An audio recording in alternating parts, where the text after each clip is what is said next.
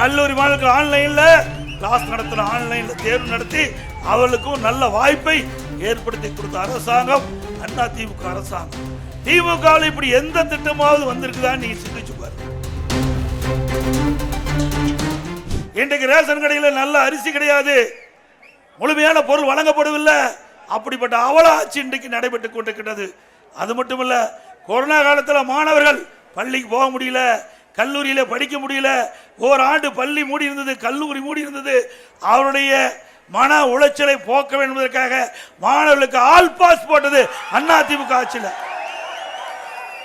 கல்லூரி மாணவர்களுக்கு ஆன்லைன்ல கிளாஸ் நடத்தின, ஆன்லைன்ல தேர்வு நடத்தி அவர்களுக்கும் நல்ல வாய்ப்பை ஏற்படுத்தி கொடுத்த அரசாங்கம் அண்ணா திமுக அரசாங்கம்.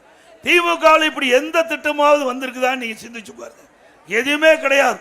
எது வந்தாலும் குடும்பத்தை சார்ந்துதான் இருக்கும். குடும்பத்திற்கு என்ன அதிகாரம் வேண்டும், அந்த குடும்பத்திற்கு என்ன வருமானம் வர வேண்டும், அதுதான் திராவிட முன்னேற்ற கழக கட்சியினுடைய நிலைப்பாடு, திமுக அரசுடைய நிலைப்பாடு. மக்களுக்கென்று எந்த திட்டமும் இந்த ஆட்சியில் வரவில்லை.